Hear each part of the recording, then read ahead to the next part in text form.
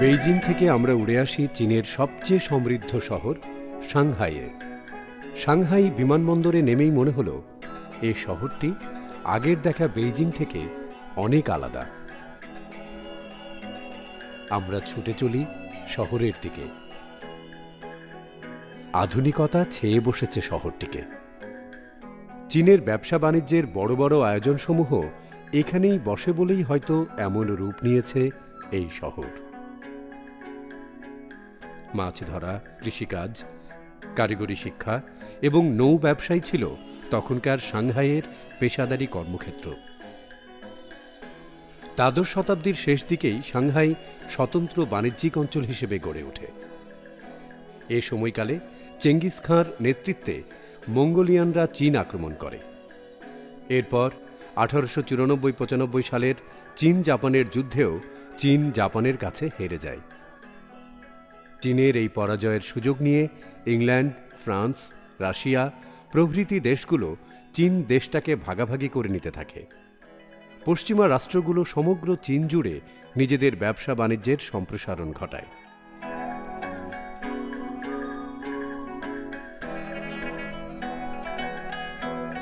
সে সময় থেকেই সাংহাই আন্তর্জাতিক বাণিজ্য ব্যবস্থার সংস্পর্শে আসে।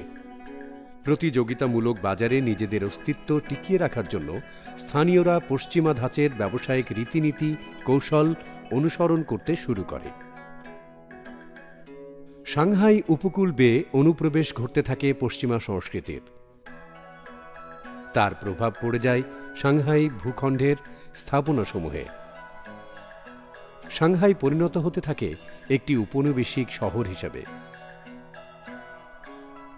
বিংশ শতাব্দীর প্রথম 5 দশকের মধ্যেই সাংহাই পূর্ব এশিয়ার প্রধান বাণিজ্য কেন্দ্র হিসেবে প্রতিষ্ঠা পাওয়ায় সবাই সাংহাইকে আধুনিক চীনের জন্মভূমি হিসেবে দেখতে থাকে।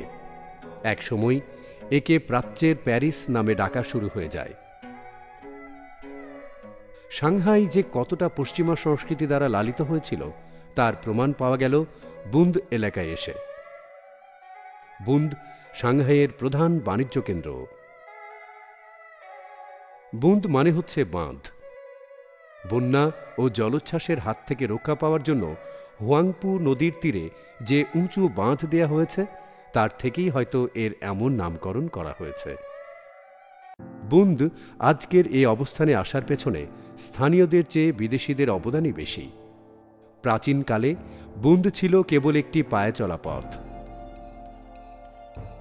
বুন্দের পাড় দিয়ে তখন নৌকার দাঁড় টানা হতো।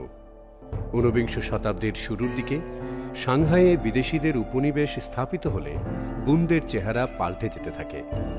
খুব দ্রুত এখানে গড়ে উঠতে থাকে Britain, France, America, Russia, Germany, Japan, এমনকি বেলজিয়াম, নেদারল্যান্ডের সভা সমিতি, ক্লাব, অফিস, আদালত ও ব্যবসায়িক বাণিজ্য কেন্দ্র।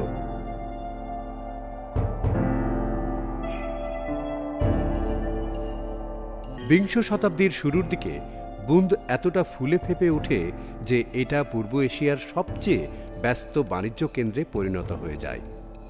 পরবর্তীতে কমিউনিস্ট সরকার ক্ষমতায় এলে বুন্দের এই অতিরঞ্জিত জৌলস কিছুটা কমিয়ে ফেলার চেষ্টা করা হয়। অনেক ব্যবসায়িক প্রতিষ্ঠান সরে পড়তে থাকে। বিলাসবহুল হোটেল ও ক্লাবগুলো বন্ধ করে দিয়ে খোলা হয় রাষ্ট্রীয় অফিস, আদালত। স্বাভাবিকভাবেই হুয়াংপুর তীরে হঠাৎ গড়ে ওঠা বিদেশি উপনিবেশিকতার আড়ম্বরতা ধীরে ধীরে কমে আসতে থাকে। তবে এটা বেশি দিন স্থায়ী হয় না। বিদেশি ব্যবসায়িক প্রতিষ্ঠানগুলো সরে পড়ায় গণপ্রজাতন্ত্রী চীন খুব শীঘ্রই আর্থিক ক্ষয়ক্ষতির মুখোমুখি হয়। ফলে 1970-80 সালের মধ্যে আবার বুন্দের ব্যবসায়িক প্রতিষ্ঠানগুলো পূর্বের মালিকদের ফিরিয়ে দেয়া হয়। এই সময় কয়েক দফা বন্যা ও টাইফুন ঝড়ে বুন্দের কিছু ক্ষতিসাধন হলে রাষ্ট্রীয়ভাবে হুয়াংপুর চারপাশে বাঁধটিকে আরও দৃঢ় ও মজবুত করে গড়ে তোলা হয়। বুন্দের সামনের বাঁধটি এখন নিচের রাস্তা থেকে 10 মিটার উঁচু। এই বাঁধটি বুন্দের যোগাযোগ ব্যবস্থাকে আমূল পাল্টে দিয়েছে। এরপর বুন্দকে আর কখনো পিছু ফিরে তাকাতে হয়নি। 1990 সালে সাংহাই সরকার বুন্দকে প্রধান পর্যটন এলাকা হিসেবে গড়ে তোলার জন্য সচেষ্ট হয়। তখন উপনিবেশিকদের ফেলে যাওয়া পুরনো স্থাপত্য কর্মগুলোকেও নতুনভাবে সাজিয়ে নেওয়া হয়। এর মধ্যে আছে 52টি বিভিন্ন আকৃতির বিল্ডিং। শুধু আকারে প্রকারে নয়, বিল্ডিংগুলো স্টাইলের দিক দিয়েও বৈচিত্র্যময়। Romanic, Gothic, Renaissance, Baroque, new classical, Beaux Arts এবং আর্ট ডেকো, এইসব বহু ঐতিহাসিক বৈচিত্র্যময় স্থাপত্য কর্মের নিদর্শন পাওয়া যাবে এখানে। বুন্দ চত্বরটি প্রায় সারা দিনই ব্যস্ত থাকে পর্যটকদের কোলাহলে, যে কারণে এ চত্বরটিকে চমৎকার করে সাজিয়ে রাখতে কার্পণ্য করেনি সাংহাই নগর কর্তৃপক্ষ।